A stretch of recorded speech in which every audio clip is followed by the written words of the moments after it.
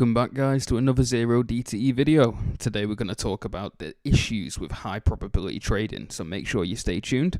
If you're interested in becoming a pro trader, check out the link in the description for a 4-week trial.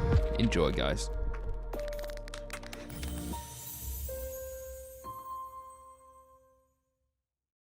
So credit spread, we put these credit spreads on, and I'm going to make the same case with a butterfly, all right? So credit is a misnomer. It doesn't matter if you put on a credit spread or a debit spread. They behave exactly the same. But let's assume that we put on a put credit spread. So we have a short and a long put, and we have something like a 1-to-1 risk to reward. Then our profit curve will look something like this. And so when we put that trade on, so if you put it on right here, right at the money, that's a pretty good position to be in, right at the money. Really, you'll have a 1-to-1 risk to reward. You could increase your probability of profit. Now, this would give you about a 50% win rate because there's about a 50% chance that starting here that you're going to go in the profit tent, which is over here, or out of the profit tent, which is over here, unless you have superior knowledge on which way the price is going to go. The real key here then is risk to reward. It's about even. This is going to give you a distribution of returns that is really mediocre. You're going to win about as many as you lose, with the sizes being approximately the same unless you can somehow manage to reduce your losses on this side.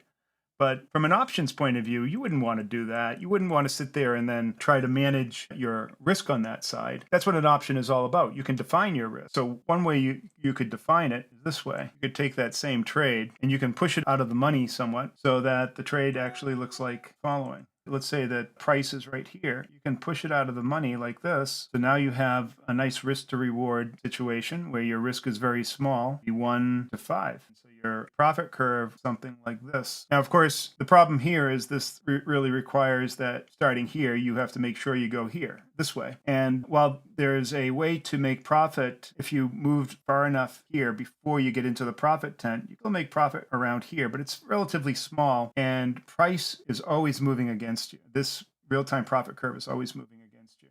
So you really need to get over into that profit tent relatively quickly. So that's one way you can do that vertical. Another way you could do it is you can do a high probability trade. A high probability trade would say, okay, let's say that price is right here, and I want to have a high probability that I'll stay inside the profit tent. So you'll do something like this. So you push the spread to the left. So now maybe it's high probability because the chances of you going outside of the tent is probably low probability, maybe as low as 5% to 10%. So that means that you have a 90 to 95% probability of winning this trade. So what is the problem with this? Well, let's say that you put this on in the morning, right? It's say 10 o'clock, put it on right here. You have 6 hours until the end of the day to be somewhere over here or somewhere right here. Anything outside of that, and at the end of the day, you're going to be a loser. But what happens in between? Let's suppose that in the very first 30 minutes of the trade that the price goes down and you're sitting right here. So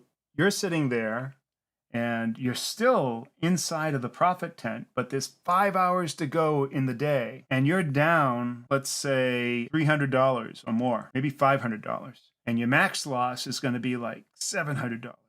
And you're afraid that you're going to get outside here because you're only just a few points away from getting inside the max loss area that's out here. How's that going to make you feel? Sure, you put it on at the beginning and it was a 95% probability, but now you're sitting there facing the possibility of having a monumental loss. Now your win, if you stayed inside there, maybe you'll make, I don't know, $50, $100. But now you're $300, maybe $400 down because of a quick move to that side. Now, of course, it could move this way too, and that would make you feel good.